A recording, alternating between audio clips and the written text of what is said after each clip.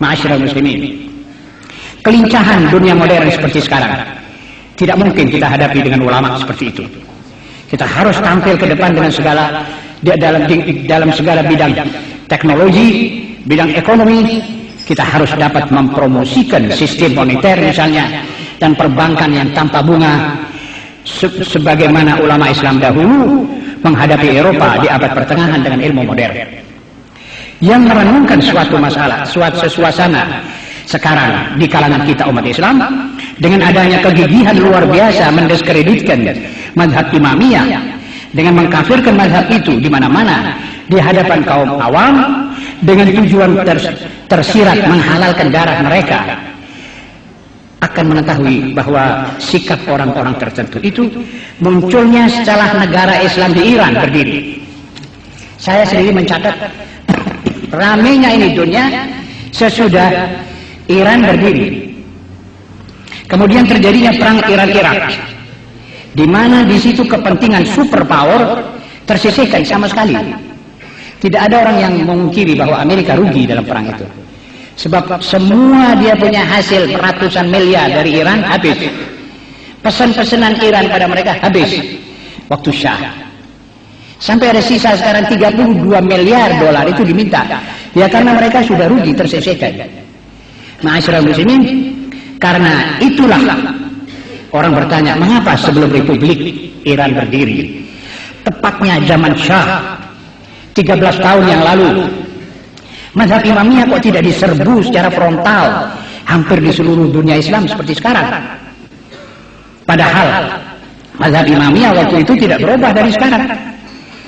Teori imamahnya tetap, teori maksumnya imam-imam tetap, mut'ah tetap, buku-buku standar mereka tetap, al-istibsar, al-kafi, usul al-kafi, furu' al-kafi, tetap tidak berubah sama sekali seperti dulu.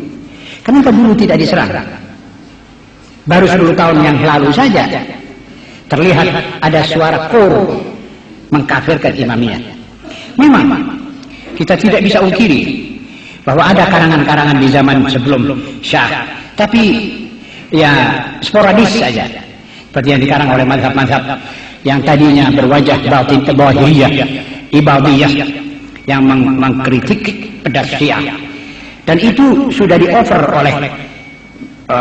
oleh Jabhan, oleh Muhyiddin Al-Khatib dan lain sebagainya. Tetapi serangan-serangan itu sporadis seperti telah dibantah oleh Imamiyah sendiri.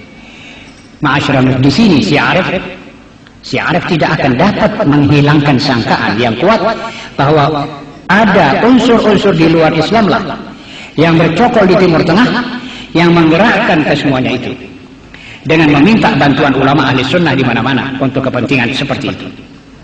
Majelis-majelis awami digerakkan, dibiayai untuk mengacau opini ukhuwah Islamiyah, dan siapa yang benar, siapa yang salah itu akan kabur sama sekali.